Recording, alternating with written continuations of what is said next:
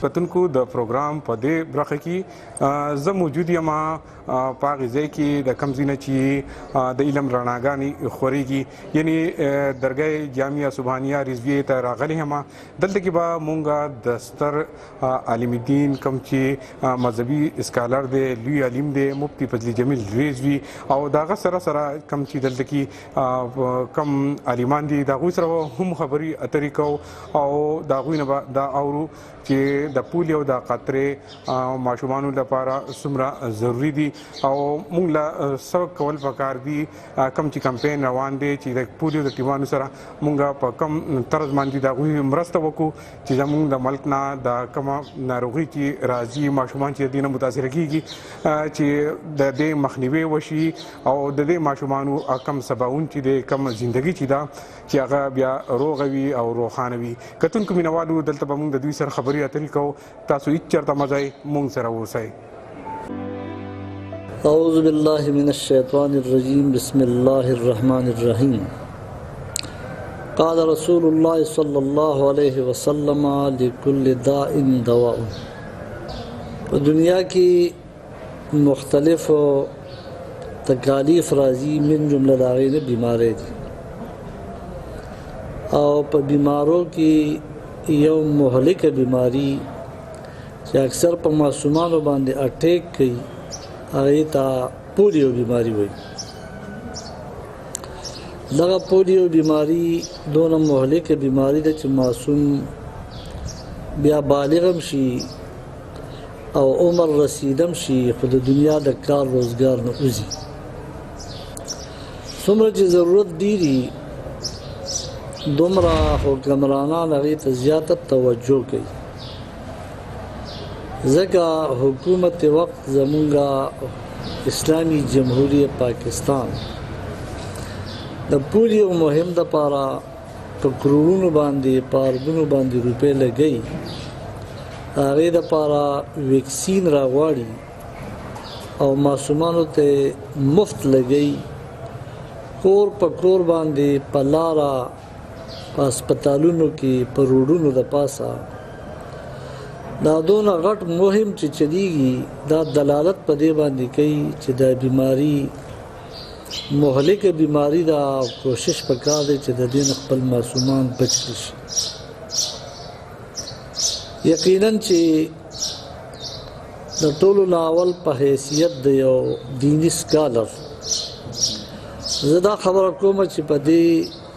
ویکسین کې هیڅ قسم داسې شی شامل نه دی چې هغه یا مضر صحتي یا د حرامي یا د غیر شرعي. یقینا په دې باندې د نن نه 15 کاله مخکې ما یو مکمل سرچ کړی، تحقیق مې کړی. د هغه تحقیق مطابق زه په دې نتیجه رسېدلی یم چې دا پولیو مهم چې اوس فی الحال هم روان دی، دا کامیابول غواړي او د چا په پراپیګنډو پسې تلل نه دي پکار. پراپیګنډې خو په هر څه پسې کېږي او بیا د اکثرو عوامو ذهنونه او سوچونه پراپیګنډو ته لاړ شي او د هغې هغه ښایسته مقاصد او مفید مقاصد د هغې نه پاتې شي. ګورئ نبی علیه الصلاة والسلام فرمایي چې کله تا ته یقینا علم نه دی یو څیز، نو د هغې متعلق به تشویشات او سسپنس کې خلق نه غورځي چې څو پورې په یقین باندې معلومه نه وي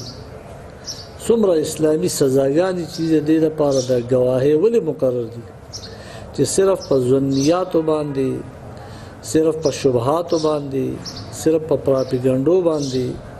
د یو مسلمان عزت ته نقصان نه رسي. نو چې عزت خو به هله راشي چې بدني، نو که د هغه بدن ته نقصان رسي نو یقینا چې دا ډېر زیات د افسوس خبره ده چې کله حکومت وقت تنخواګانې ورکوي، د دې لپاره خلق نوکران کړی دی، په دې باندې خرچي کوي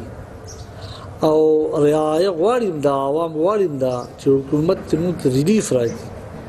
د دغه ریلیف نه یقینا فایده اوچتول پکار دي خپل ماشومان د نورو بیمارو سره سره